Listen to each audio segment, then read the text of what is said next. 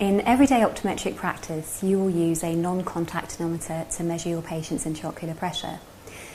The device is used by many practitioners because it's an established instrument, it's quick and easy to use, and minimally invasive. However, there will be times when you will want to measure the intraocular pressure more accurately, and that's when you will use the Gольdmanu applanation tonometer. This is slit lamp mounted, but you can get a handheld version of the device called the Perkins tonometer. Don't forget, however, that the accuracy of all tonometric devices is affected by various patient physiological characteristics, and these will be covered in your Tonometry 1 and 2 lectures later on this year. It's also important that you don't consider the intraocular pressure measurement in isolation when you're assessing your patient's relative risk of developing or having primary open-angle glaucoma. Remember, there is a triad of tests. We look at their intraocular pressure measurements, we look at their optic nerve heads or optic disc examination, and we assess their visual fields, as well as taking into consideration the various risk factors they may have for developing POAG. So please don't forget that. However, the purpose of this teaching video is to take you step by step through how to do Gольdmanu applanation tonometry. There are 3 components you need to consider: the tonometer itself, the base plate to insert it into the slit lamp, and the biprism. On the left of your picture is the traditional biprism, but these days many people use the disposable prism, which is on the right of your picture.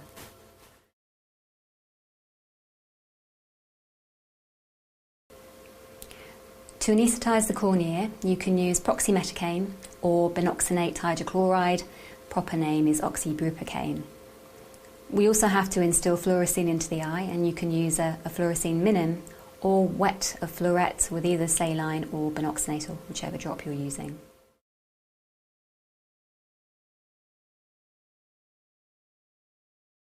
Okay, I'm going to put an eye drop in your eye, which will numb the surface. If you'd look up, please.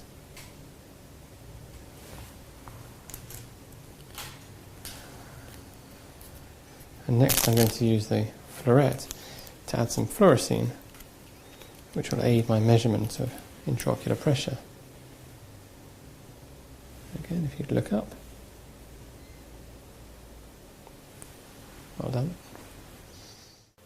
Remember, prior to instilling the anaesthetic drop, make sure there is no history of adverse reactions. Check the drug name, concentration, expiry date, and record the batch number. Put the drop in the lower conjunctival fornix and warn the patient that it will sting. Don't forget to occlude the punctum.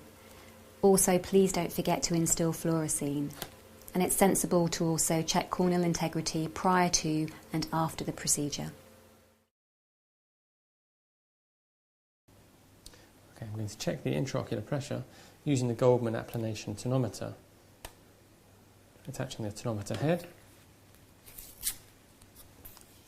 cleaning using an alcohol wipe, and I'd usually allow it then to air dry.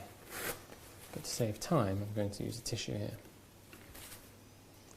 Next, I attach the base plate to the slit lamp. It clicks into place there. And then attach the tonometer to the base plate. And set the pressure to 10 millimeters of mercury. Remember, insert the biprism so that it is horizontal in the tonometer. Put the base plate into the slit lamp and make sure you listen out for the click. Then insert the tonometer itself into one of the 2 holes in the base plate. If you just come forward, please, pop your chin on there. I'm going to switch to the cobalt blue filter. Move this around so the tip of the tonometer is illuminated. Advance the slit lamp.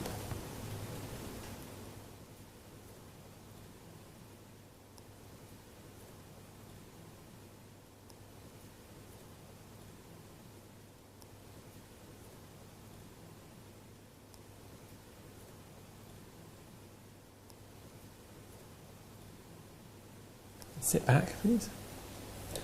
So the patient's intraocular pressure is 15 millimeters of mercury, which I would record in the patient's notes, along with the time and the instrument used.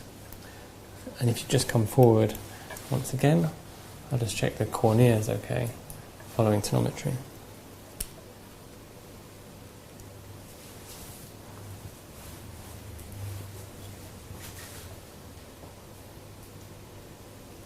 And sit back. Thank you. Remember, use a blue light, maximum height and width of beam, maximum brightness, and a wide angle of illumination so that the tip of the tonometer is fully illuminated. Then bring your slit lamp forward to make contact with the cornea.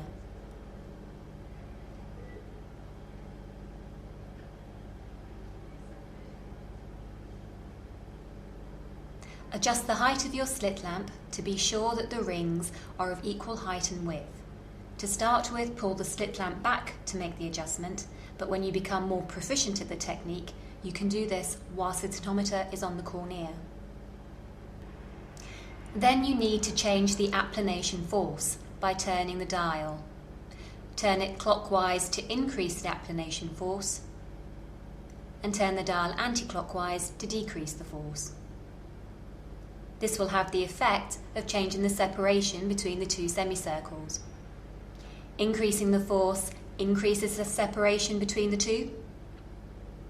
Decreasing the force reduces the separation between the two.